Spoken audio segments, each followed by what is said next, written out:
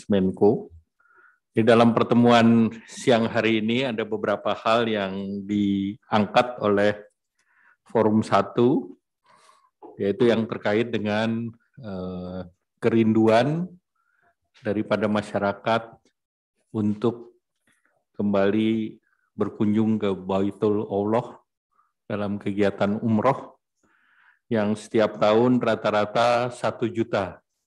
Dan ini sudah hampir 2 tahun tidak ada kegiatan umroh. Dan tadi juga disampaikan bahwa dari Kerajaan Arab Saudi sudah memberikan nota diplomatik yang artinya pembahasan sudah bisa dilakukan, terutama untuk mengembalikan jemaah Indonesia untuk melakukan umroh di Saudi dengan persyaratan-persyaratan yang mereka tentukan. Nah, tahap awal memang kita ketahui bahwa Saudi baru mengakui vaksin yang mereka lakukan, yang mereka pakai, yaitu AstraZeneca, Moderna, Pfizer, Johnson & Johnson, dan mereka menambah pengakuan, yaitu Sinovac dan Sinopharm. Namun untuk Sinovac mereka kemarin masih meminta adanya booster, dan Indonesia saat sekarang belum memberikan perizinan untuk booster ketiga kecuali nakes, karena masyarakat masih punya target pemerintah di akhir Desember 70% untuk dosis pertama dan 40% dosis kedua. Sehingga booster ini baru dipersiapkan programnya di bulan Januari nanti. Nah, oleh karena itu untuk menyikapi hal tersebut ada usulan di mana pemerintah dalam hal ini Menteri Agama melakukan diplomasi ke mitranya di Saudi, dan berdasarkan informasi dari Pak Menteri Agama akan segera mengirim tim di minggu ini, dan Menteri Kesehatan juga akan berkomunikasi dengan mitranya, Menteri Kesehatan di Saudi, mengenai penanganan COVID di Indonesia yang sudah diakui oleh WHO sendiri bahwa saat sekarang semuanya level 1. Dan kedua, beberapa negara sudah mengakui juga Sinovac, Sinopharm dan yang lain, sehingga seperti misalnya UAE pun menerima Sinovac, kemudian juga negara lain seperti Australia maupun Singapura yang sudah menawarkan vaksin Travelin dengan Indonesia.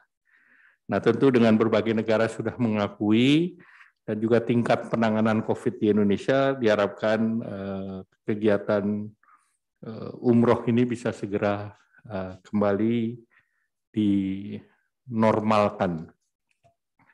Nah, kemudian yang berikut ada aspirasi terkait dengan PPN, dan memang dalam PMK dari Menteri Keuangan itu sudah jelas bahwa penyelenggaraan kegiatan keagamaan tidak dikenakan PPN. Nah, oleh karena itu termasuk di dalamnya jasa perjalanan ibadah haji dan umroh. Nah, itu tegas dalam PMK 92, PMK 03, dan 2020. Namun kami juga menerima catatan bahwa beberapa usaha perjalanan ini mendapatkan pemeriksaan terkait dengan transaksi-transaksi yang lampau. Nah, ini nanti kami akan koordinasikan dengan Dirjen Pajak. Nah, kemudian hal berikut juga yang menjadi usulan adalah karena ada sejumlah dana yang disetorkan, terutama untuk BPKH, dan biasanya itu dikaitkan dengan kuota umroh. Dan dalam 2 tahun ini, baik kuota umroh maupun haji, 2 tahun ini kan karena tidak ada kegiatan umroh haji, maka perusahaan pengelola perjalanan ini mempunyai tantangan ataupun kesulitan untuk operasional selama tidak ada pendapatan dalam 2 tahun. Sehingga minta agar yang sudah disetorkan di BPKH bisa dioptimalisasikan agar para pengusaha di bidang perjalanan ini bisa memperoleh manfaat untuk menunjang operasional.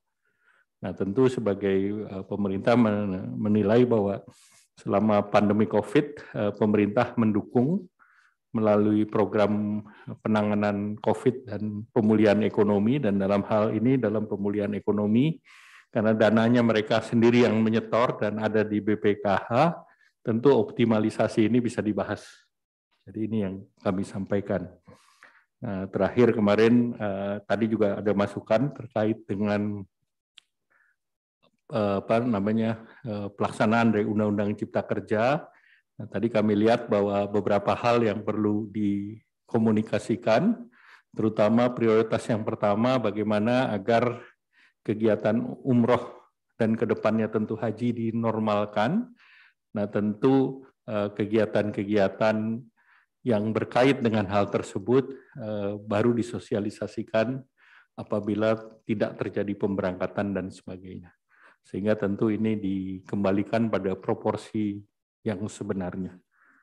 Mungkin itu dari kami. Silakan Pak Fuad, ada hal yang lain.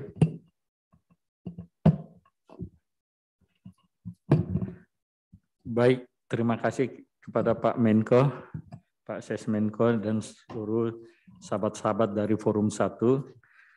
Kami hari ini datang bersilaturahmi kepada Pak Menko. Tujuan utama tadi sudah disampaikan oleh Pak Menko. Kami sangat berterima kasih sekali. Pak Menko telah memberikan masukan-masukan harapan, karena selama ini kawan-kawan tentu dari media tahu bahwa kamilah juga salah satu yang mengalami dampak yang luar biasa. Sampai saat ini 2 tahun satupun jemaah tidak ada yang dapat berangkat. Penyelenggara umroh maupun haji cukup besar yang memberikan kontribusi yang cukup besar juga kepada pemerintah. Jadi kami sebagai anak, sebagai mitra daripada pemerintah, kami tentunya harus datang ke Pak Menko untuk memberikan masukan-masukan dan keluh kesah kami. Keluh kesah kami, alhamdulillah hari ini Pak Menko sudah memberikan secercah harapan. Ini secercah harapan bukan saja kepada kami penyelenggara, tapi kepada masyarakat umum.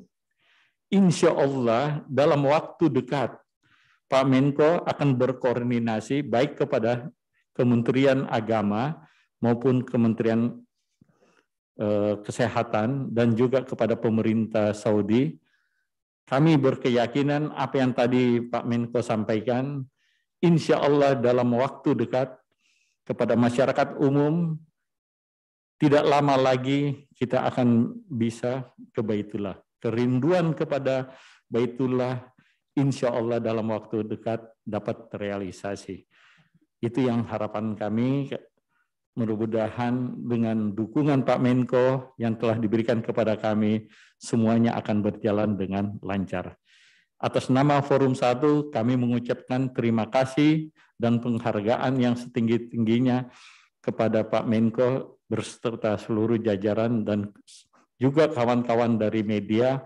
Mudah-mudahan ini bahagian dari sosialisasi untuk masyarakat. Tenang, insya Allah dalam waktu dekat kita bisa ke Baitullah. Kerinduan ke Baitullah, panggilan Baitullah, insya Allah kita bisa hadir di sana. Terima kasih.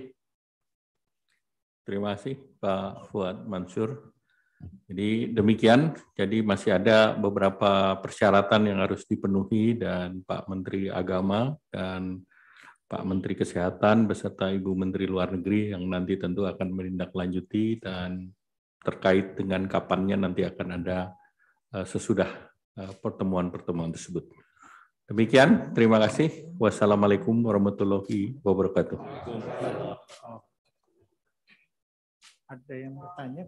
Mohon maaf, mungkin karena jam 2 ada pertemuan dengan Menteri Nederland, Menteri Perdagangan. Mungkin Pak Menko harus langsung terkoneksi secara virtual. Jadi mohon maaf, teman-teman kalau ada perlu nanti kami jelaskan dengan Pak Fuad dan teman-teman. Baik, terima kasih Pak Menko.